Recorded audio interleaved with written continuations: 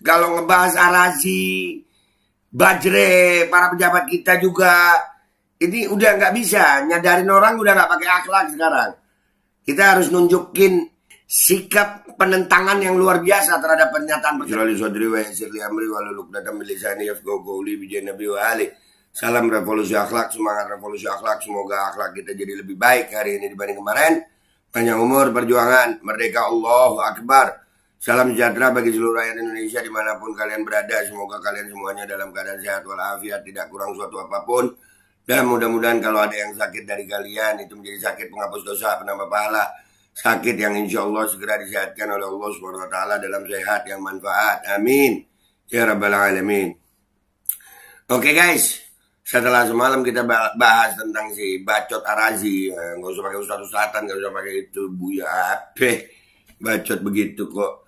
Ternyata ya yang begitu emang dikasih panggung gitu. Akhirnya dia diundang di podcastnya si Deddy Kobuzier ya. Smart people yang katanya smart people gitu. Makin menjadi di situ bacotnya panjang. Gue mau ngereaksi langsung ke situ panjang banget gitu. Wah, ngomongnya muter-muter aja, biar begitu dah. Pokoknya narasi yang diduga fitnah itu diputar-putar di situ aja ngomongnya, sejam lebih. Begitu aja ngomongnya. Nah, subhanallah, walhamdulillah, sahabat gue Ustadz Felix Xiao, kalau Felix Xiao ini gue panggil Ustadz. Nah, dia akhirnya meriak gitu, podcast Palestina Smart People. Aduh, direaksi. Dan Ustadz Felix Xiao ini salah satu mualaf yang cerdas. Gue beberapa kali ketemu beliau. Mudah-mudahan Ustadz Felix Xiao umur panjang, sehat, afiat. Ya, dan ini kita reaksi sama-sama, kita belajar sama-sama dari Ustadz Felix Xiao. Ya, emang Buya Arazi, astagfirullahaladzim, Arazi itu nggak pantas dia pakai Buya, pakai Ustadz. 741, kurang dikit keceplosan dah gue ngomong kotor. Sekarang kalau ngomong kotor guys, disingkat-singkat aja 741 gitu. Terus apa BGST. Ya, ini Arazi ini jangan-jangan agen Mossad kayaknya ya. Nah, kita dengar aja Ustadz Felix Xiao ngomong apa, direaksi, kita dengerin sama-sama, kita belajar sama Ustadz Felix Xiao. Ustadz Felix Xiao, Masya Allah, Allahumma sholli ala sayyidina Muhammad, mudah-mudahan dia umur panjang sehat afiat. Bismillahirrahmanirrahim. Assalamualaikum warahmatullahi wabarakatuh. Waalaikumsalam warahmatullahi wabarakatuh. Puji dan syukur senantiasa kita panjatkan kepada Allah Subhanahu wa taala atas rahmat dan karunia-Nya, dan atas izin daripada Allah kita masih bisa untuk kembali mengumpulkan amal-amal ibadah pada hari ini, dan mudah-mudahan semua amal ibadah kita Allah terima, dan kalau ada kekurangannya mudah-mudahan Allah tutupi dan Allah ampuni. Salam dan salam semoga tercurah dan terlimpahkan kepada baginda Nabi besar Muhammad sallallahu alaihi wasallam. Semoga seluruh kerinduan kita kepada beliau adalah kerinduan yang berbalas ketika berjumpa dengan beliau di yaumil akhir, dan termasuk kita orang-orang yang dirindukan pula oleh beliau, dan kita digolongkan menjadi umat-umatnya yang senantiasa mencintai karena nama beliau, mencintai karena sama-sama mencintai beliau sallallahu alaihi wasallam. Alhamdulillah teman-teman sekalian dirahmati Allah. Ya, jadi Habib Abdullah Haddad radhiyallahu anhu mengatakan, Mamin galab dah halal galab, apa yang dari hati masuk ke hati. Ustadz Felix Xiao ini kalau ngomong masuk benar ke hati kita, karena memang beliau berbicara dari hati. Ya, ini insya Allah Ustadz Felix umur panjang, sehat afiat. Ya Allah, mudah-mudahan kita bisa ketemu lagi ya Ustadz. Barusan tadi saya sudah selesai nonton satu podcastnya Smart People. 1 jam 7 menit 3 detik.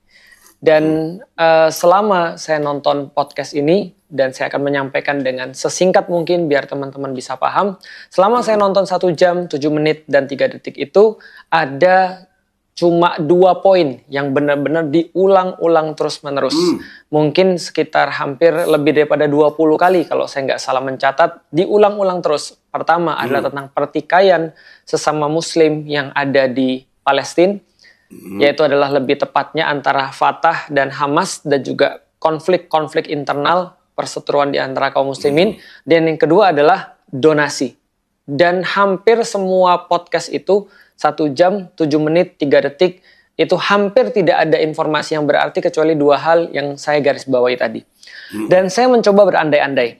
Seandainya saya orang yang mendengarkan itu, yang memang saya sudah sepakat dengan perjuangan Hamas atau sepakat dengan perjuangan saudara-saudara kita yang ada di Palestina, mendukung kemerdekaan mereka dengan penuh, maka pasti ketika saya punya pandangan seperti itu, mendengarkan podcast ini dengan smart people dan kemudian ada satu narasumber, Arazi, narasumbernya namanya Arazi, bacot Arazi. Kalau Ustadz Felix pakai akhlak, kalau gue kagak. Ya, bacot Arazi 741 BGST. maka saya pikirkan pasti saya nggak suka. Saya pasti nggak suka banget dengan isi ini. Dan mungkin saya akan punya pandangan-pandangan negatif terhadap kedua orang yang ada di podcast ini. Ketika saya mensupport perjuangan Palestina. Ketika saya tidak mensupport, atau bahkan saya mensupport Israel misalnya, maka saya akan jadikan podcast ini sebagai sebuah dalil, sebagai sebuah legitimasi. Benar kan? Kenapa gue itu supportnya Israel? Lihat tuh, Muslim tuh kayak gitu. Sebenarnya ini cuma masalah politik aja. Ini sebenarnya nggak ada yang benar mereka itu. Bahkan donasi pun mereka tilep. Bahkan mereka tuh sendiri juga berkonflik. Udahlah, ngapain kita bantuin berkonflik, orang-orang yang berkonflik. Kita konflik gara-gara konflik orang. Ngapain sih? Dan kalau saya jadi tipe orang yang ketiga, orang yang masih berada di tengah-tengah, belum menentukan pendapat, ataupun orang yang memihak tapi masih malu-malu, sudah pasti setelah saya mendengarkan podcast ini, saya menjadi bimbang. Menjadi bimbang untuk mendukung, menjadi bimbang untuk membantu, menjadi bimbang untuk berdonasi. Kenapa? Karena informasi-informasi yang saya dapat itu. Artinya apa kebaikan pada saudara-saudara kita di Palestina? Tidak ada. Orang yang mendukung mereka berselisih, orang yang tidak mendukung mereka punya legitimasi. Sementara orang-orang yang berada di tengah-tengah, mereka kemudian tidak melakukan apapun dan tetap berdiam diri. Maka ini kesimpulan saya setelah mendapatkan podcast itu. Jadi teman-teman sekalian, kalau kita membahas tentang komunikasi. Komunikasi itu adalah kumpulan daripada informasi-informasi untuk mempengaruhi orang. Jadi komunikasi bukan hanya penyampaian informasi. Bukan hanya menyampaikan referensi. Bukan hanya sebuah tatap muka lalu bercakap-cakap. Lalu orang dengar. Enggak. Komunikasi intinya adalah pada apa yang terjadi ketika informasi itu sudah disampaikan. Jadi kalau saya ngomong pada teman-teman sekalian dengan cara seperti ini, di dalam kepala saya punya sesuatu yang saya mau tuju. Saya punya sesuatu yang saya mau teman-teman dapat. Yaitu adalah apa? Saya mau teman-teman punya referensi yang baru, setidaknya teman-teman tidak terpengaruh oleh podcast-podcast yang semacam tadi. Itu adalah yang di dalam hati saya. Maka apapun yang saya sampaikan untuk mempengaruhi teman-teman sekalian. Ini orang cerdas. Ya, ini orang cerdas. Dia membahasnya, bernarasinya itu dengan pengamatan yang luar biasa. Tata cara bernarasi, berkomunikasi ini keren Ustadz Felix Xiao. Makanya beliau walaupun mualaf, beliau guru gue. Ustadz Felix umur panjang sehat afiat. Kalau Arazi B itu kan Ustadz Sufi juga. 741 BGST. Nih, ya kenapa gua berkomunikasi dengan cara ini juga? Karena udah nggak bisa pakai akhlak. Kalau ngebahas Arazi, Bajre, para pejabat kita juga, ini udah nggak bisa. Nyadarin orang udah nggak pakai akhlak sekarang. Kita harus nunjukin sikap penentangan yang luar biasa terhadap pernyataan-pernyataan mereka. Lanjut. Apapun yang saya sampaikan untuk membentuk kecenderungan pada perasaan teman-teman sekalian. Kecenderungan pada logika teman-teman sekalian. Apapun yang saya sampaikan tujuannya untuk itu. Artinya, kalau kita menyampaikan satu hal, menyampaikan satu materi, yang kita ulang-ulang adalah satu hal atau dua hal itu terus-menerus, berarti poin penekanan kita memang pada seperti itu. Memang pada di situ. Andaikan kita sampaikan, hati-hati kalau mau donasi, kalau donasi itu nanti ada masalah, emang semuanya akan sampai ke sana. Enggak tahu, gue pernah di situ dan enggak semuanya sampai ke sana. Hati-hati kalau donasi, jangan-jangan dimanfaatkan untuk orang yang lain, jangan-jangan ditilep sama orang, karena ada loh faktanya yang ditilep, ada loh yang dipakai untuk beli kewarganegaraan, ada loh untuk begini, adalah untuk begitu. Apa tujuan saya ngomong seperti itu? Tujuan saya membuat Anda bimbang. Ketika Anda mau berdonasi, Anda tarik lagi. Nanti begini, nanti begitu. Ustaz. Nah itu tujuannya. Kenapa? Ini adalah yang mau saya sampaikan.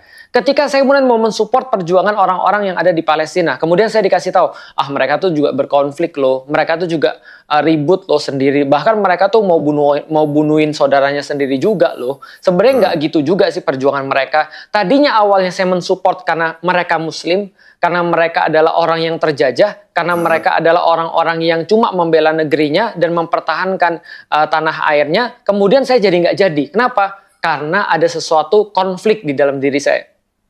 Artinya informasi yang saya dapatkan barusan itu berkonflik dengan informasi-informasi yang sebelumnya. Sehingga akhirnya saya jadi bimbang dan akhirnya saya jadi tidak bergerak. Itu sama aja. Ketika kita mengalami satu hal, kita menyampaikan kepada orang tentang satu kejadian, tapi kejadian yang tidak esensial, yang membuat orang tuh akhirnya bingung. Misal, ada orang datang ke rumah. Ada orang datang ke rumah saya, lalu orang tadi bilang, ini adalah tanah kakek saya dari zaman dulu, atau tanah buyut saya dari zaman dulu. Sementara saya sudah punya sertifikat tanah, sementara tanah itu sudah saya beli, tercatat, lalu kemudian saya bilang, enggak ini tanah saya. Ini adalah rumah saya. Dibilang, enggak ini rumah saya. Dia bawa banyak orang, kebetulan disokong sama Pak RT, kemudian dia menempati setengah rumah saya. Enggak hanya itu, dia bahkan nyuruh saya tidur di WC, lalu kemudian saya enggak punya kebebasan di tanah saya sendiri, di rumah saya sendiri, lalu kemudian saya berteriak, tolongin saya dong, tolongin saya dong. Tetangga saya yang kebetulan kenal sama saya. Tetangga saya lagi yang kenal juga sama saya, lalu bilang, iya kita harus tolong tuh Felix, itu rumahnya lagi diambil orang. Itu rumahnya lagi dijajah tuh sama orang. Itu ada rumahnya lagi dirampok sama orang. Lalu kemudian tiba-tiba ada orang datang. Ya, memang kita harus membantu Felix. Setelah dia ikut podcast. Ya, memang kita harus membantu Felix. Tapi saya cuma mau cerita aja sih. Memang kita harus kita empati kepada orang-orang yang rumahnya diambil itu ya. Memang kita harus membantu pada orang-orang yang dizolimi. Tapi ya, gini loh. Emang kamu sangka Felix itu siapa? Felix itu, saya tahu dulunya dia sering berantem sama kakaknya. Dia juga pernah bantah sama ibunya. Dia juga kemarin ketika makan pempek, makan 5 bayar 1. Jadi orang nggak fokus lagi pada masalahnya apa. Masalahnya adalah pada konflik, masalah ada pada donasi yang nggak nyampe, yang mungkin ada fakta seperti itu, tapi nggak sebanyak yang diomongkan.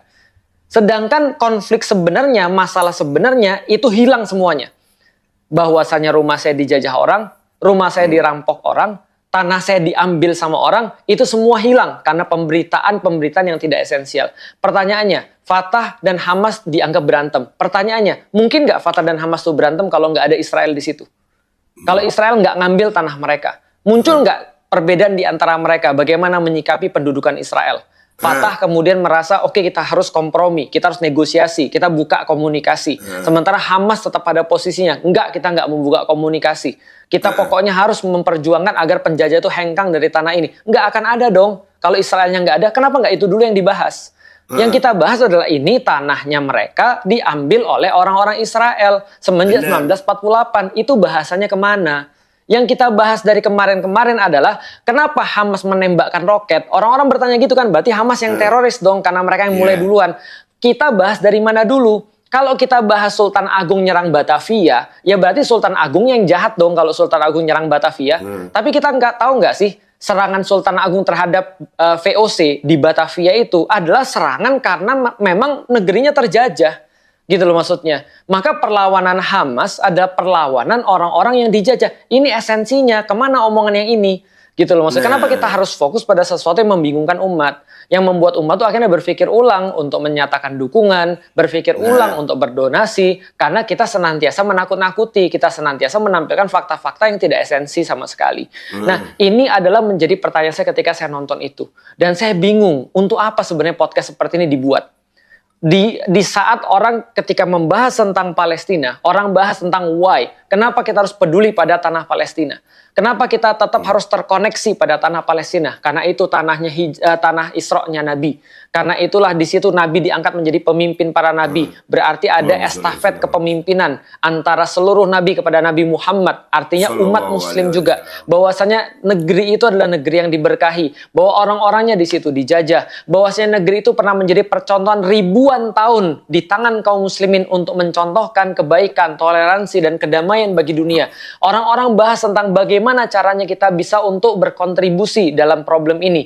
Orang-orang menyerukan zolimnya Israel yang didiamkan oleh seluruh dunia. Dan kemudian bagaimana Palestina yang tidak mendapatkan perhatian sama sekali tapi masih bisa berjuang sampai dengan sekarang. Tiba-tiba ada podcast semacam ini. Nah, itu yang kemudian kita pertanyakan teman-teman sekalian. Untuk apa sebenarnya dibuat hal-hal yang semacam ini? Apakah ketika dibuat semacam ini, dia pengen yang buat ataupun yang menjadi narasumber, pengen orang-orang menjadi bingung? Dan memang tidak mengherankan. Ya karena pada 2 tahun yang lalu ketika yang bersangkutan juga ditanya, jawabannya begitu. Hamas adalah Ikhwanul Muslimin garis keras. Siapapun yang bertentangan dengannya berarti boleh dibunuh. Ini informasi dari mana? Informasi dari mana bahwa Hamas setiap yang bertentangan dengan dia boleh dibunuh? Semua yang bertentangan dengan dia adalah antek Israel yang boleh dibunuh. Itu informasi dari mana? Gitu loh maksudnya. Jadi bagi saya secara pribadi 1 jam, 7 menit, 3 detik itu saya masih mencari sampai dengan sekarang. Tapi saya mendapatkan jawabannya justru di kolom komentar. Kesimpulan daripada podcast Smart People 1 jam, 7 menit, 3 detik justru ada di kolom komentar. Ada komentar yang bagus banget. Tulisannya adalah, abang kayak orang mau belajar bahasa Inggris tapi ngundangnya guru Mandarin. Assalamualaikum warahmatullahi wabarakatuh. Waalaikumsalam warahmatullahi wabarakatuh. Nah, ini keren Ustadz Felix. Ya, kesimpulannya mau belajar bahasa Inggris ngundangnya guru Mandarin. Kalau gue ngelihatnya, nah, gue ingat guru gue nih. Ini kesimpulan gue. Gue ingat guru gue, mudah-mudahan beliau umur panjang sehat afiat.